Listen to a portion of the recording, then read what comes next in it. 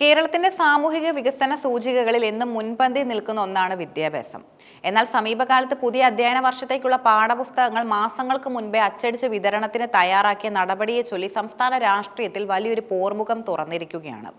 മുൻ പ്രതിപക്ഷ നേതാവ് രമേശ് ചെന്നിത്തല ഉന്നയിച്ച തുഗ്ലക് പരിഷ്കാരം എന്ന പരിഹാസവും അതിന് മുഖ്യമന്ത്രി പിണറായി വിജയനും വിദ്യാഭ്യാസ മന്ത്രി വി ശിവൻകുട്ടിയും നൽകിയ മറുപടികളും കേരളത്തിലെ വിദ്യാഭ്യാസ നൈരൂപീകരണത്തെക്കുറിച്ചുള്ള ഗൗരവകരമായ ചർച്ചകൾക്ക് വഴി തുറന്നിരിക്കുന്നു. 2026-27 അധ്യയന വർഷം ആരംഭിക്കാൻ മാസങ്ങൾ മാത്രം ബാക്കി നിൽക്കെ പാഠപുസ്തകങ്ങളുടെ വിതരണം ആരംഭിച്ചതിനെയാണ് രമേശ് ചെന്നിത്തല വിമർശിച്ചത്.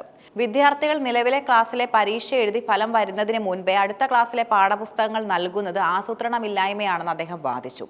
കുട്ടികൾ തോൽക്കുമോ ജയിക്കുമോ എന്ന് പോലും അറിയാതെ പുസ്തകം നൽകുന്നത് തുഗ്ലക് പരിഷ്കാരമെന്നാണ് അദ്ദേഹത്തിന്റെ പ്രധാന പരിഹാസം. ഭരണപരമായി ധൃതി കാണിക്കുന്നതിലൂടെ സർക്കാർ പ്രഹസനം സൃഷ്ടിക്കുകയാണെന്നും അദ്ദേഹം ആരോപിച്ചു. രമേശ് ചെന്നിത്തലയുടെ പരാമർശത്തിന് കൃത്യമായ മറുപടിയുമായി മുഖ്യമന്ത്രി പിണറായി വിജയൻ രംഗത്തെത്തി. കഴിഞ്ഞ 10 വർഷത്തിനിടയിൽ LDF സർക്കാർ പൊതുവിദ്യാഭ്യാസ രംഗത്ത് വരുത്തിയ മാറ്റങ്ങളെ അദ്ദേഹം അക്കമിട്ട് നിരത്തി. അധ്യയന വർഷം പകുതിയാകുമ്പോഴും പാഠപുസ്തകം ലഭിക്കാതെ വിദ്യാർത്ഥികൾ വലഞ്ഞിരുന്ന ഒരു പഴയ കാലം കേരളത്തിനുണ്ടായിരുന്നു. പാഠഭാഗങ്ങൾ ഫോട്ടോസ്റ്റാറ്റ് എടുത്ത് പഠിക്കേണ്ടി വന്ന ആ ദുരവസ്ഥയിൽ നിന്നും ക്ലാസുകൾ തുടങ്ങും മുൻപേ പുസ്തകവും യൂണിഫോമും കുട്ടികളുടെ കയ്യിലെത്തുന്ന നിലയിലേക്ക് കേരളം വളർന്നുവെന്നത് നിസ്സാരമായ നേട്ടമല്ല.